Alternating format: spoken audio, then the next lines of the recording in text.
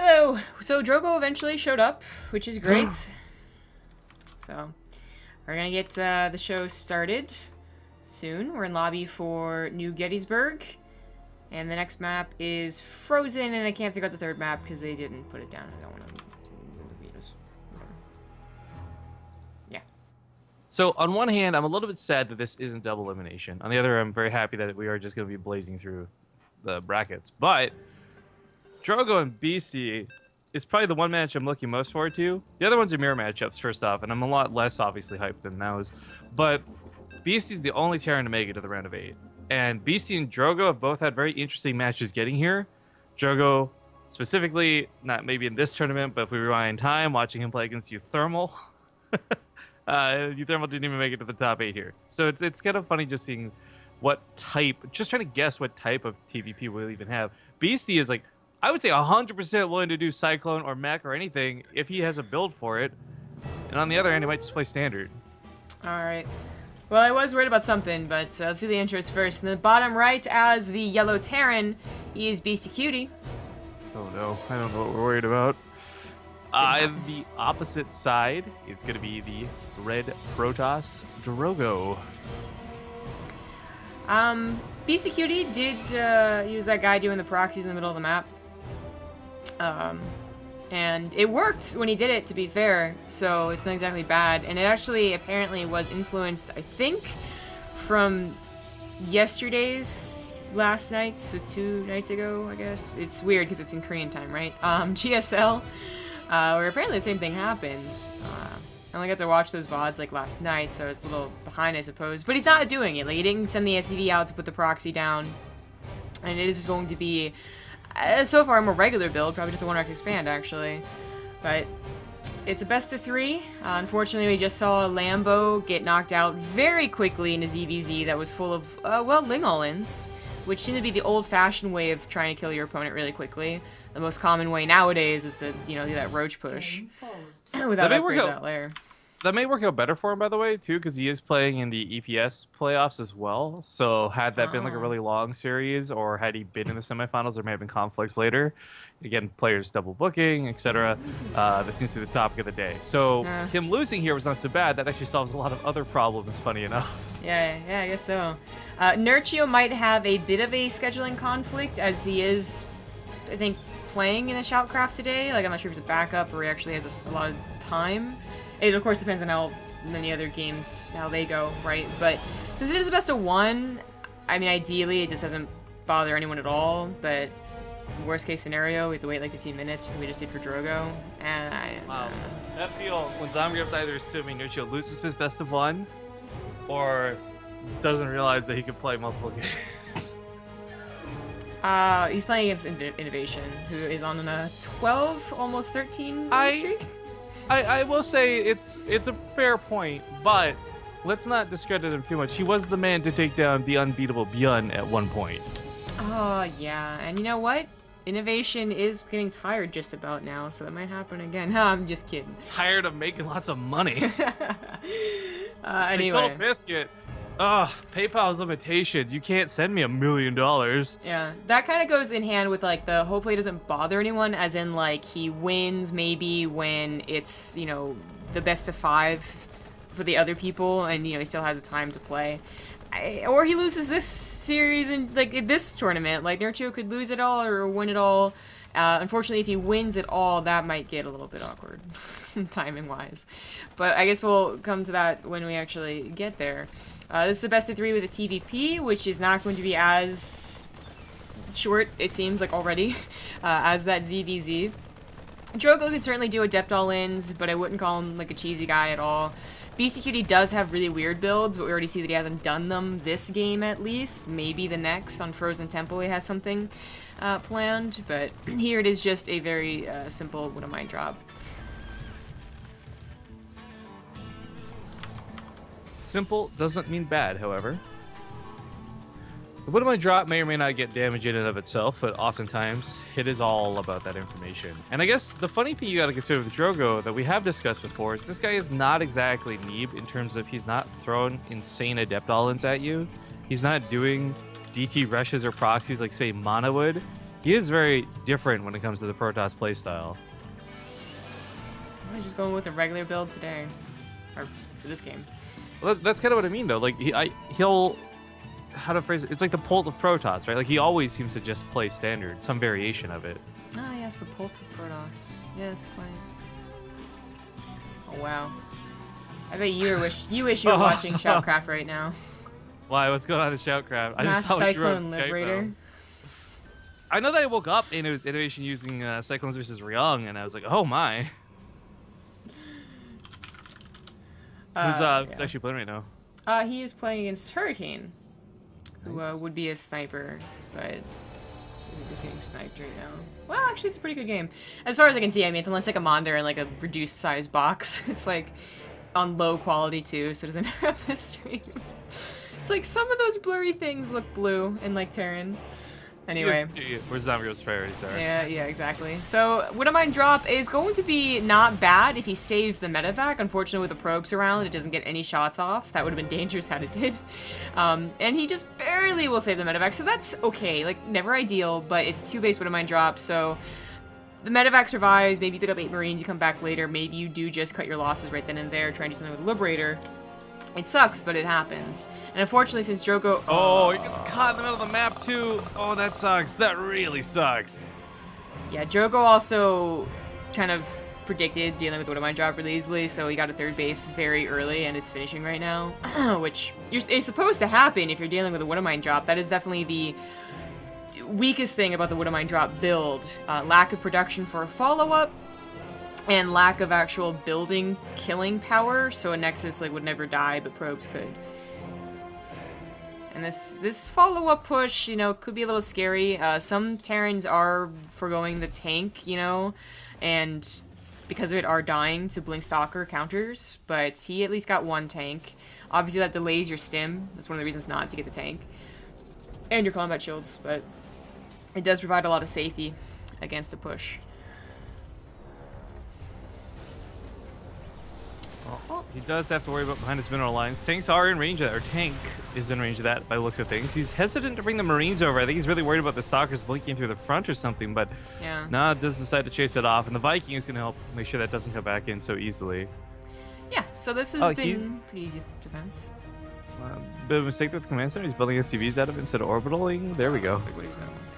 Yeah, was just on autopilot while he was worried about that defense. You know, because the Blink Stalkers blink in, and there's a chance you don't pick up your tank fast enough. And it can kind of snowball if Drogo was going for, like, a real Blink Stalker all-in, like, you know, a bunch of gateways, 3rd base wasn't saturated, but he wasn't. He was still macroing. In fact, getting, like, a lot from that. I mean, whether or not he did damage, he knows, because he's an observer, the position he's in, and that he's not gonna have to be worried about an attack for quite some time. I mean, if you check the main base, you'd even see how late the tech lab was in the barracks.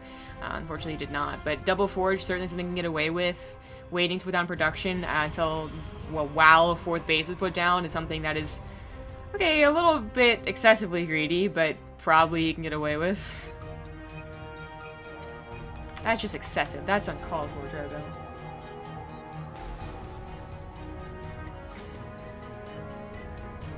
Let's see whether it is, in fact, going to be Colossus. Okay.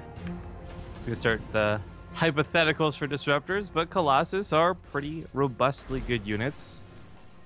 Kind of a bit in the same, not to the same degree as Tempest, but I have been liking this dynamic where Colossus do almost bait out the wrong units out of Terran a lot of the time. Not to say that Vikings are not a good answer to Colossus, and Liberator should still work against them in most situations. Oh, that's a bit of a gimme. Nicely found. But it's a question of, like, what does BC do? Like, if you scout, like, he's not going to scout this for a little bit, right? He's not probably going to scan blindly either. But when you see that Colossus, do you suddenly have 3 starports all pumping Vikings until you've made too many and realize Drogo's only gone for 2 Colossus? Or do you end up making a justifiable amount because Drogo has gone for a lot of Colossus? It's a really hard decision to make because no matter what air you go for, there's going to be storms waiting for you at some point. There's going to be splash damage of some variety. And Vikings just do not hold up well against it. No. He hasn't scouted anything for the past 3-4 minutes, so it's going to be a complete surprise. The good news is, if you get a good-sized army, even if it doesn't have quite the right units, but it has, like, Liberators and a good amount of bio, you're gonna meet in the middle of the map ideally, and you should be able to respond before they feel too before they feel too confident moving into you, because Liberators is still something they have to deal with. Colossus aren't the easy A move answer to them, although I guess if you have like 4 or 5 maybe, but he should have enough Liberators to stop that from being the easy answer. And he is going to soon scout the Colossus edition. You probably should scan ahead or stim a Marine ahead. There you go. Now he knows. So a lot of Adepts, a single Colossus. Single Colossus is not that bad, but the Adepts will have 2-2. The Double Forge has really been cranking out the upgrades, so that's a full set of upgrades ahead of Beastyqt. He is going to continue getting Liberators. He did add on a second starport, but you know, the Viking problem is a real problem nowadays. You either overmake them, or they get torn apart by Blink Stalkers, or they kill the Colossus, but then Adept warp-ins, and the Adept unit has really changed things up. And you still can't deal with the ground, and, you know, it still was worth it for the Protoss. Like, it's not as, I mean, not the heart of the swarm. PvT was clear-cut, but you kind of knew the dynamics of how your units worked, you know, dodge the storms of the Vikings, get the EMPs on the High Templars, try and snipe Colossus, get the Colossus first, and then stim in with your bio, or Marauder drop became the new thing to do at the end. I don't think it's quite as figured out in Legacy of the Void. But Drogo pushes into a very unfavorable engagement. That's kind of what I was talking about, you know, for the Protoss side of things. Colossus are not the easy answer. Upgrades are not, and if you're going to push into Liberators and tanks, and Widow Mines... Oh, that Widow Mine did not deserve to live. Okay, then. How dare you not get me 11 kills? Yeah, that did a pretty good job. Anyways, that they'll still lose the army fight, you know? Like, and in fact, Drogo, having, I think, overproduced Adepts in that one army, did not realize, I guess, like, oh shit, like, maybe I'll need something else here. Because you still need a good number of Blink Stalkers, don't get me wrong, for the Liberators. But Adepts have just provided this really tough wall if you engage perfectly as the Protoss. But while Drogo took a bad fight, he was able to disengage and is still pumping out a huge economy with a lot of production. He went to a Stargate already, going for another one. Still adding on Colossus. A little surprised to see a Void Ray, but alright. I guess this might just be to help with some of the air stuff. One Void Ray to kill Liberators, or the Medevacs, or basically everything around the base. Yeah, so that Liberator kills that Medevac in the main. What am I still needs to be dealt with? Void Ray, don't take the hit. The Void Ray can take a hit, can he? It's a High Templar. Yeah, but you don't want it to. Yes. 5th base is on the way for Beastyqt, and it's going to take quite the long game. 12 minutes isn't that long of a game, but with how, you know, passive it's been for quite some time. Oh, the warp person goes down. BC should recognize the possibility of Tempests soon, and we'll have to also respond to that, because that's something that Liberators can't really help you with. You will need something that has a little bit more anti-air range to help take care of that. As this army still... These armies can actually beat each other if there's, like, proper positioning and whatnot, but it's yeah, you don't want to push into each other necessarily. Beastyqt has to siege hop. Drogo has to be very careful with how his Blink Stalkers are positioned and doesn't want to take this fight. Maybe if he went through, like, the north, for instance, right now, he could. And that's what he's looking to do. But, no, he'd rather wait for his Tempest. He'd rather get rid of these Liberators without the sacrificing any of his units, even though he can easily rebuild quite a few Stalkers. This is so scary for a lot of different reasons. I mean, Drogo, I think, is going to feel the burn of Liberators a little bit more than BC's going to feel the beams of Colossus, but once those Tempest numbers build up a little bit higher, once there's a couple more units in play, this army from BC isn't so easily pushing forward.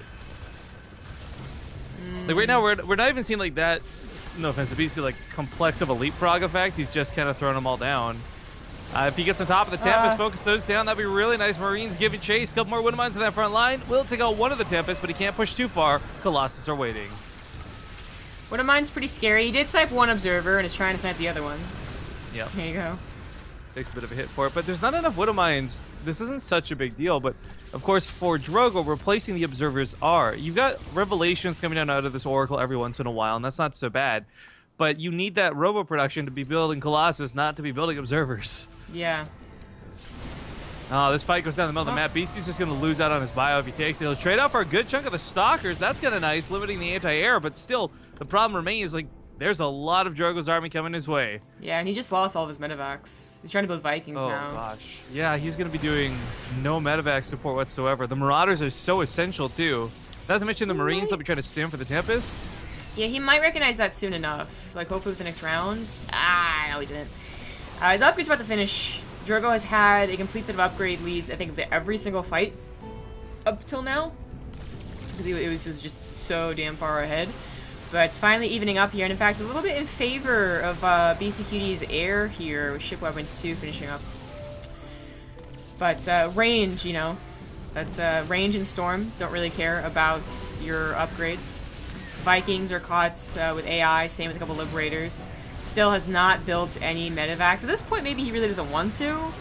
He only has a limited amount of starport production, and he's far more worried about the Colossus and the Tempest than he is with lasting a long time, I suppose. Like, whenever he decides to engage, it will just be one big engagement. But unfortunately, without Ghosts, something that Beastyqt certainly is missing in this late game composition, he's not really set up to take a fight.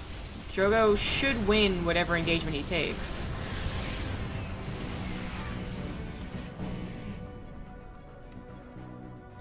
Well, I gotta tell you, watching these storms on Beasty, it doesn't get better. It just really doesn't. He still doesn't really have any medevacs to work with.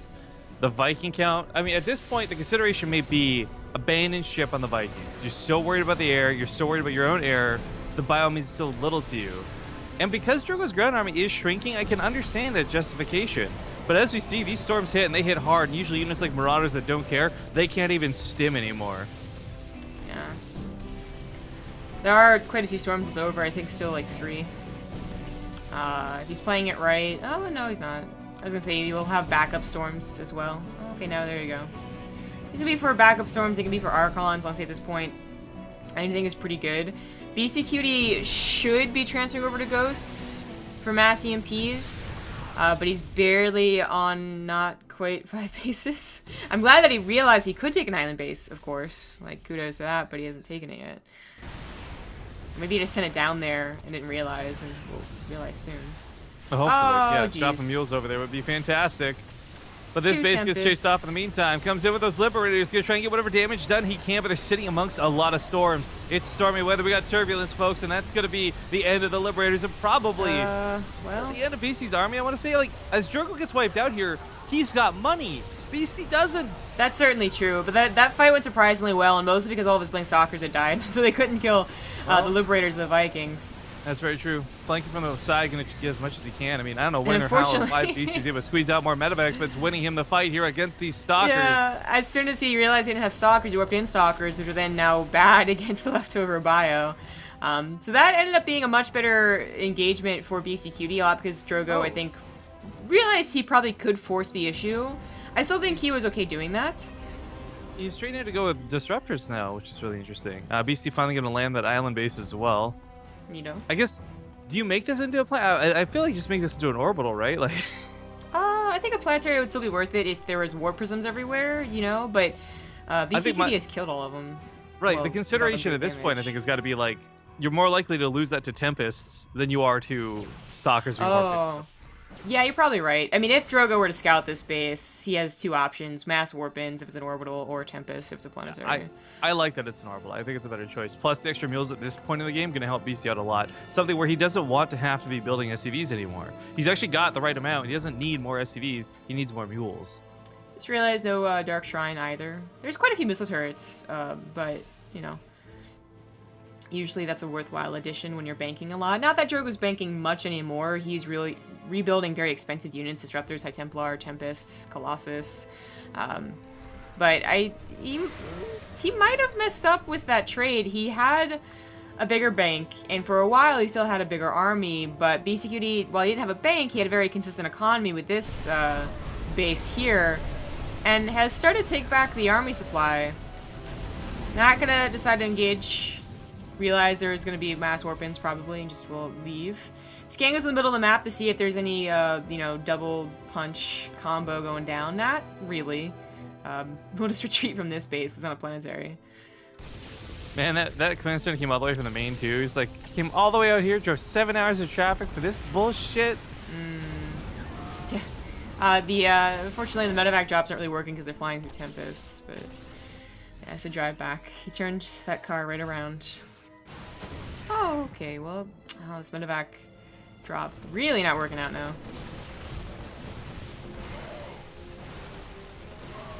Drogo still does not know about this base, and that, like, if he lost the game after that fight, it would be because he got super overconfident and kept on attacking in, not realizing that, like, hey, how come Beastyqt is being able to remax and whatnot, but he still managed to take an army supply lead at the end of it, and is still being smart about his engagements. He realizes all of his army's not here quite yet. There we go, that's a 100-looking army supply. Beastyqt is still not able to afford ghosts. I'm actually really impressed that BC got his army back up to where it is, though. It sucks that he's still playing on the defense and he can't seem to get anything on Drogo's side of the map. But if he can take one really, really good defensive fight and then counter, that'd be amazing. But I fear that the problem with this is Drogo's got so much income. He's like continuing to expand. He's got the top middle base now. At some point, he may even take BC's expansions. And if BC can never really do anything about it, he's just going to eventually lose out to money. Like, this may actually be a 40-minute game where it eventually comes down to attrition if it keeps trading the same way it has been. Yeah. I forgot this was a gold. Me too. No one ever takes that base. Like, literally one time was when the map was being balance tested the very first time it was ever created. Beastie Lambo. We haven't seen it taken since. Oh, that could have been a rematch. Oh well. That's a lot of Liberators, and they're trying to siege hop, but believe it or not, Storms will eventually cut through their health. They actually cut through all the Vikings' health, leaving the Colossus with nothing to take care of it, or the Tempest necessarily. The Bios are doing a bad job on the ground, and if there was 4 ghosts or 16 more bio units, he takes the ground fight and might be able to sit on top of the Tempest, but unfortunately just not quite enough. Well, reinforcements, they're the reinforcements I was talking about, 16 more units. Watching Liberators try and take on a Tempest, there's like 3 of them just like pointlessly shooting. GG. GG. Drogo will take a very well-earned game number 1. Took him quite a while, for sure, but yeah, played a better late game TVP. Because that was so long, we'll go ahead and take a break. The next map is Frozen Temple, I believe. See you soon. Hey, thanks for watching those ads. We're in a second game here on Frozen Temple. In the top left, as the pink Terran, he is Beastyqt. And in the bottom right, it's going to be the red Protoss leading the series 1-0. It's Mindsynergy's PtitDrogo. Ptit, as Fear Dragon likes to call him. Yeah. Yep. Not even an attempt at saying it correctly. I know, at least when we get it wrong, we made the effort, right? Like, give the old college try. But this is of course the round of 8 for the World Cyber Arena. Best of 3s. No second lives. No other brackets to fall to. If you lose this, you're out. And let's not forget, guys, a lot of us, myself included, are cheering for Beastie. And for no reason against Drogo other than the fact that we only have 1 Terran here today. Yeah. Yep, quite a few Zergs, quite a few Protoss, only 1 Terran. Womp womp. Meanwhile, spoiler alert incoming. Uh-oh. So, this is about Shellcraft, guys. Close your ears if you don't want to hear the results. Close your ears. Are your ears closed? I saw it, actually, so yeah, I'm ready. I didn't see it, but I just read. That's pretty crazy. So 3, 2, 1, spoiler incoming. Hurricane beating Innovation. Yeah. I have never ranked Hurricane as that good of a player, to be honest with you. I did say that he would be a sniper, you know, but when I saw the actual engagement, it looked like the Cyclones were being really overpowered, right? And then I didn't see anything else. I saw the end of the game, and it was like, you know, 100 supply to 180, so don't know actually what happened, but yeah, congrats to Hurricane. Unfortunately, since I consider him a sniper, I don't think he'll get that much more money. But no, he's already been knocked out. Oh, there you go. So at least he dethroned Innovation before it becomes Innovation in the, you know, October finals, still winning thousands of dollars. It's still cool, though. I mean, the thing is, even if you only win 1 best of 1 for Shellcraft thing, $250 is more than 3 Corsair Cups, 2 Alima Leagues. Like, it's better than playing entire tournaments, is what I'm saying. It's not bad. Yeah, for one best of one, that it wasn't even that bad of a time for the Koreans quite yet. Like, yeah, sure, I'll take it. Yeah. Back to this tournament though. The winner of this tournament, it had to be converted from yen, I believe. I'm not sure what that was. Wait, I thought it was not rubles yen. or something. It can't be yen. It's not Japanese. It's Chinese. Whatever the Chinese currency is. CNY is 0.150824 USD. Okay, anyway. Yeah, it has to be converted. So then... Whoa. What? Apparently Chinese money is called renminbi. Renminbi. Alright, well now we know. Anyway. I've never in my life ever considered that I would need to know that, but that's such a weird name. What is the yen Oh my symbol? god, the Oh, no. sick on a Drogo. I don't know whether that was on purpose or an accident out of Beastyqt, but that was very nice for Drogo, to say the least. Okay, now I'm tripping out, because that is the yen sign on Wikipedia, but it's definitely CNY.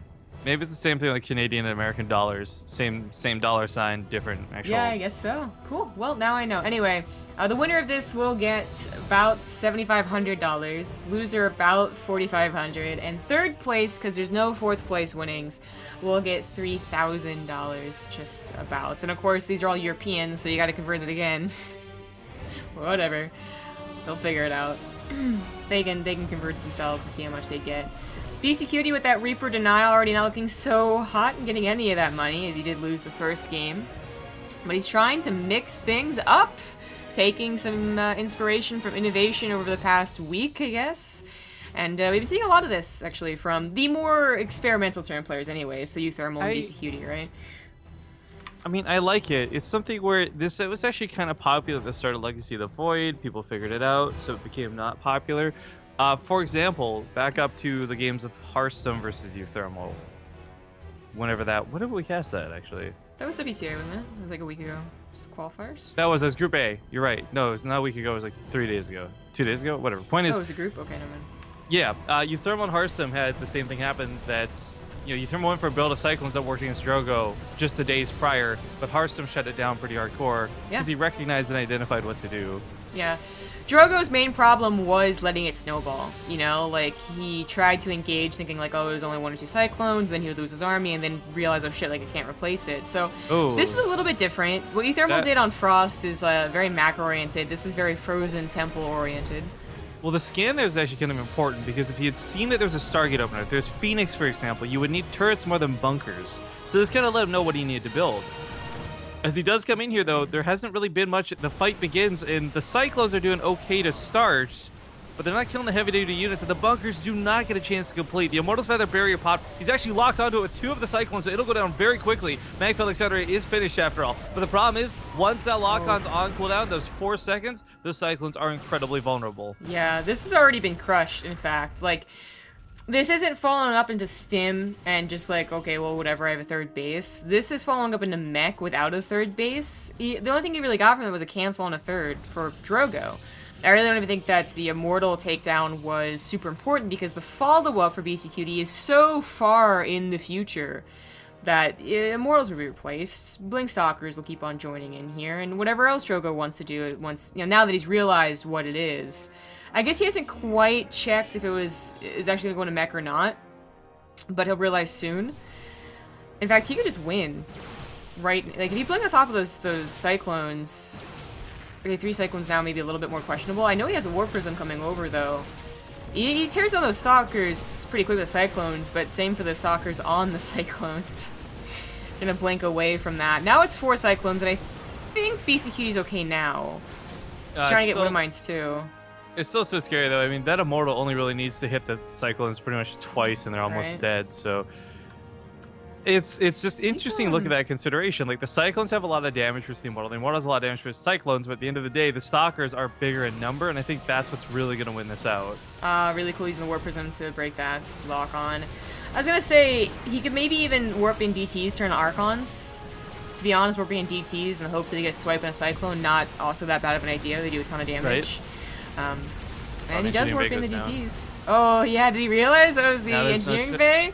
Oh, yeah, no, shit. I don't think that scan's available. He's got one of the main, excuse me, 1 scan available. Does scan, sees the DTs, tries to pick him off. Archon gets made. Nice Widowmine placement, but even then, still not going to be enough to save him, as it does look like the Stalkers have control over the situation. Yeah. Kudos to Beastyqt trying that build, especially against Drogo, who we just mentioned died to Cyclones, although a different build against Euthermal. But that Drogo looked a lot more confident. Yeah, he reacted so much better than he did the first time. So Yes. nicely done out of Drogo. Sad to see Beastie fall, though, because as I said, rip the only Terran here today, guys. So Drogo will move on to the semifinals, where he'll fight against Sort of. But now we go on to double mirror matchups. We got Harsum and Showtime, and then Nurchio and the Laser. And truth be told, I want to put a little bit more weight on, say, Showtime and Nurchio, but those matchups are both pretty close in skill, I feel. Yep. Well, we'll get back to it after their vetoes are done. Might take a few minutes, but you have plenty of other StarCraft to enjoy while we put up this break screen. See you guys hopefully soon.